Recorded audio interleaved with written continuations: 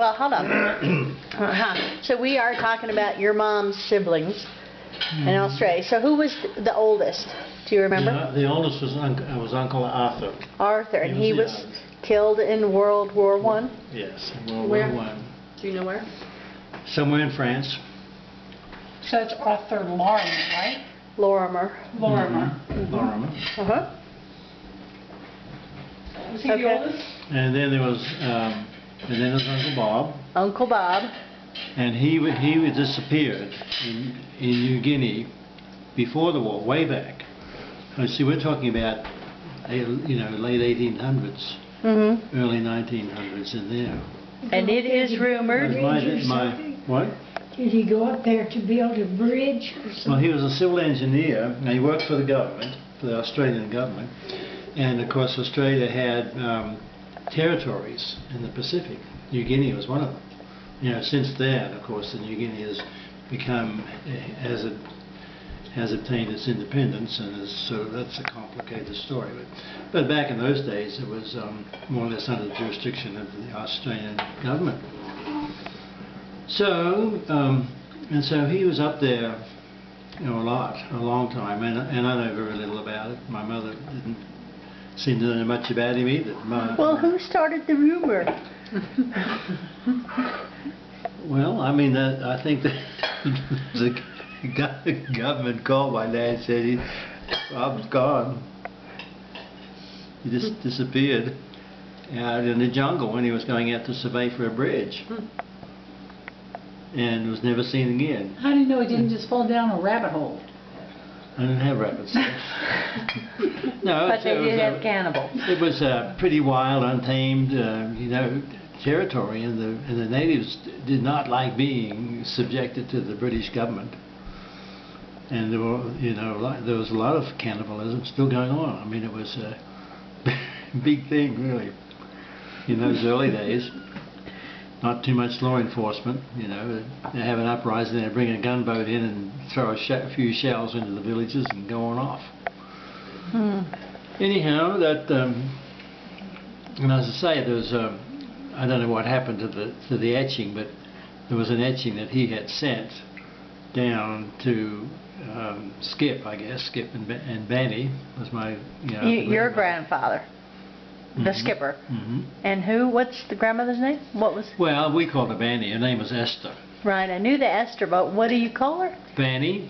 We couldn't say Granny.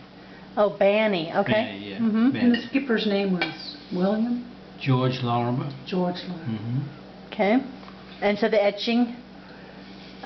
Yeah, so he had sent the etching down to his folks, sort of showing, what he was doing and so on. And so it was hanging up in the house, in the Lorimer house, and of course, when Banny died, we went up to live. We were back in town. My dad had been out in Colac, and of course we'd been transferred back by the shell company, and so we were living in Camberwell, not too far away from Trafalgar Road, which is, it was the Lorimer house. And so, by then, my grandfather had diabetes and health problems, and so we moved in with him. There's plenty of room, lots of bedrooms, so that my mother could look after him. And that's where I remember seeing that was up in our bedroom. I think that etching. It was in our bedroom, that etching. I don't know what happened to it. But that was the etching of the bridge. So, what else do you want to know about it? Okay, so that's the second oldest sibling, and then who?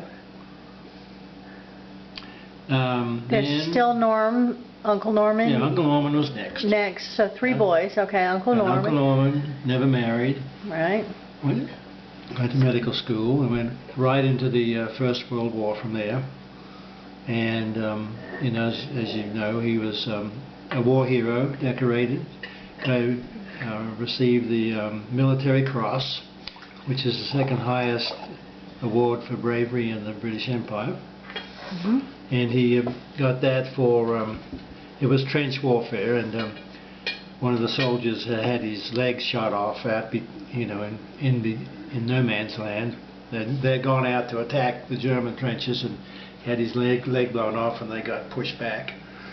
So my uncle crawled out and finished amputating his leg and controlling the blood and pulling him back in. And for that episode, he was recognized, and he got a special invitation